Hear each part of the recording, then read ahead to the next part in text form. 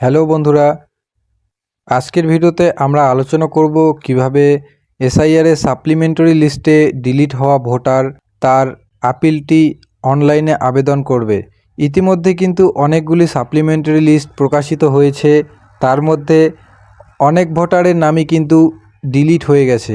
তো তাদের জন্য অনলাইন এবং অফলাইনে দুটি মাধ্যমেই কিন্তু আপিল করার জন্য পোর্টাল খোলা হয়েছে। আপনারা চাইলে অনলাইনে আবেদনটি করতে পারেন। তো অনলাইন আবেদন করার জন্য সবার প্রথমে আপনার মোবাইল ফোন অথবা কম্পিউটারের যে কোনো একটি ব্রাউজার ওপেন করে নেবেন। ব্রাউজারে গিয়ে সার্চ করবেন এনভিএসপি লিখে সার্চ করার পর সবার প্রথমে ওয়েবসাইটে একবার ক্লিক করবেন। সবার প্রথমে ওয়েবসাইটে ক্লিক করার পর আপনাদের সামনে কিন্তু ন্যাশনাল ভোটার পোর্টালের অফিসিয়াল ওয়েবসাইটটি খুলে যাবে। তো পোর্টালটি দেখতে এরকম হবে। একটু স্ক্রল করে নিচের দিকে আসবেন। নিচের দিকে আসলেই কিন্তু দেখতে পাবেন এই যে লেখা আছে submit appeal for individual under adjudication. এই সাবমিট আপিল ইন্ডিভিজুয়ালের ঘরে একবার ক্লিক করে দেবেন। এখানে ক্লিক করে দেওয়ার পর কিন্তু আপনাদের সামনে লগইন পেজ খুলে যাবে। এখানে আপনাদের মোবাইল নাম্বার এবং এই ক্যাপচাটি বসিয়ে লগইন করতে হবে। তো আপনাদের যাদের রেজিস্টার করা আছে তারা এই মোবাইল নম্বর এবং ক্যাপচা বসিয়ে রিকোয়েস্ট ওটিপিতে ক্লিক করবেন। ক্লিক করার পর সেই নাম্বারে একটি ওটিপি যাবে। ওটিপিটি এই বক্সে বসাবেন। ওটিপিটি এই বক্সে বসিয়ে ভেরিফাই অ্যান্ড লগইন অপশনে ক্লিক করবেন। পরের পেজটি কিন্তু এরকম দেখতে হবে। তো এখানে দেখতে পাচ্ছেন আপনাদের আপিল সাবমিট করার অপশন চলে আসছে। এই যে প্রথমে দেখতে পাচ্ছেন লেখা আছে এন্টার ইওর ইপিক নাম্বার, অর্থাৎ যেই ব্যক্তির নামটি ডিলিট হয়ে গেছে সেই ব্যক্তির কিন্তু ভোটার নাম্বার বসিয়ে সার্চ অপশনে ক্লিক করবেন। তো আমি একটি ভোটার নাম্বার বসিয়ে সার্চ অপশনে ক্লিক করছি। সার্চ অপশনে ক্লিক করার সাথে সাথেই কিন্তু সেই ব্যক্তির নাম এবং আমি যে নাম্বারটি দিয়ে লগইন করেছি সেই নাম্বারটিতে যে নামটি দিয়ে রেজিস্টার করা আছে সেই নামটি এই যে নিচে কিন্তু দেখাবে। উপরে যে দেখতে পাচ্ছেন এটি কিন্তু যে ব্যক্তির ভোটার কার্ড নাম্বার দিয়েছি তার নামটি দেখাচ্ছে। তার নিচে এই অপশনে কিন্তু যে নাম দিয়ে আমার লগইন রেজিস্টার করা আছে সেই নামটি কিন্তু এইদিকে দেখাবে। তারপরে এই নাম্বারটি আপনারা চাইলে এই নামটা এবং এই মোবাইল নাম্বারটিও চেঞ্জ করতে পারেন। তো আমি যেহেতু নামটি চেঞ্জ করব সেক্ষেত্রে এখানে যে ব্যক্তির আবেদন হচ্ছে সেই ব্যক্তির আমি নামটি এখানে বসিয়ে দেব। তারপরে আমি কিন্তু ফোন নাম্বারটি চেঞ্জ করব না। আমার যেই ফোন নাম্বারটি দিয়ে লগইন করেছি সেই নাম্বারটি দিয়েই কিন্তু আমি সাবমিট করব। সেক্ষেত্রে আমি নাম্বারটি চেঞ্জ করব না। আমি যেহেতু নাম্বার চেঞ্জ করব না সেক্ষেত্রে কিন্তু এই নাম্বারটি থাকবে এখানে। তারপরে নিচে দেখতে পাচ্ছেন ইপিক নাম্বার, অর্থাৎ যে ব্যক্তির আপনি অ্যাপ্লাই করবেন সে ব্যক্তির ইপিক নাম্বারটি এখানে নিচে আরেকবার এন্টার করবেন। তারপরে নিচে দেখতে পাচ্ছেন অ্যাড্রেস, এখানে কিন্তু আপনার পিনকোড সহ পুরো অ্যাড্রেসটি বসাতে হবে। তারপরে এই যে আপিলের মেন দুইটি অপশন, এই দুটি অপশন কিন্তু আপনাকে ভালোভাবে ফিল করতে হবে। প্রথমের অপশনটিতে আপনার কিসের জন্য ডিলিট হয়েছে সেই কারণটি এখানে বসাতে হবে এবং তারপরে যে বক্সটি দেখতে পাচ্ছেন এই বক্সে কিন্তু আপনি এখন কি চান সেটি কিন্তু পরিষ্কার ভাষায় আপনাকে বসাতে হবে।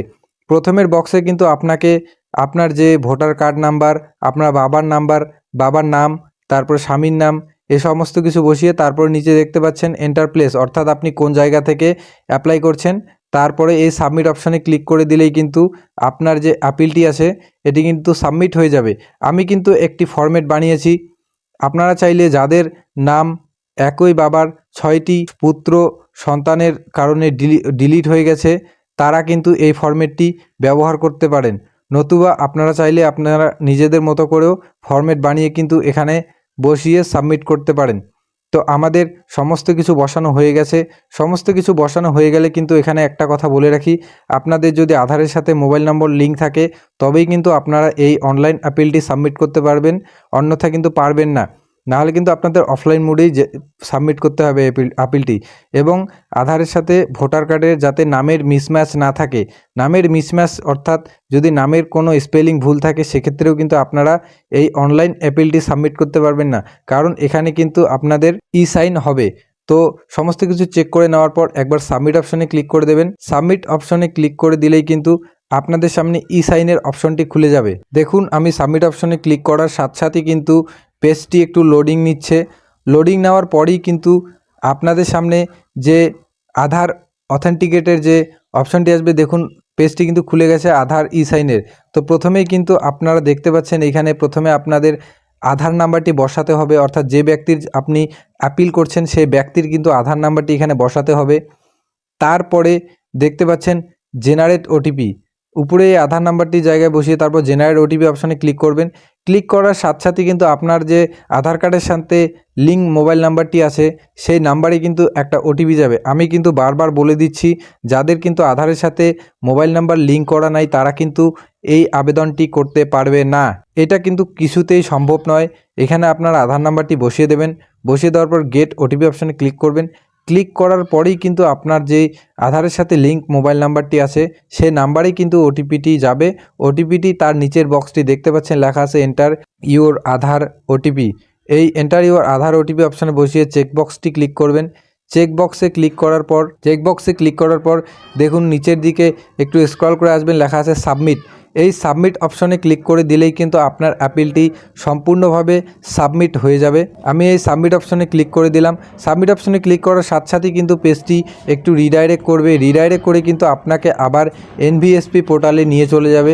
দেখুন এখানে কিন্তু একটি রেফারেন্স নাম্বার জেনারেট হয়ে গেছে এবং আপনার যে নাম্বারটি ওখানে থাকবে সেই নাম্বারেও কিন্তু একটি ওটিপি যাবে, সেই রেফারেন্স নাম্বারটি থাকবে। আপনারা চাইলে এটি স্ক্রিনশটও করে রাখতে পারেন, অথবা এই ক্লিক হিয়ারে ক্লিক করে কিন্তু আপনারা এই যে আপিলের ফর্মটি আছে সেটি কিন্তু ডাউনলোডও করে রাখতে পারেন।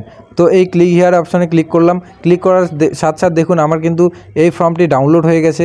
তো ধন্যবাদ বন্ধুরা, আপনারা চাইলে এরকমভাবেই কিন্তু অনলাইনে আপনার যে ডিলিট হওয়ার ভোটার আছে তার আপিলটি সাবমিট করতে পারেন। ভিডিওটি যদি আপনার ভালো লেগে থাকে লাইক, কমেন্ট এবং সাবস্ক্রাইব করে পাশেই থাকবেন। ধন্যবাদ।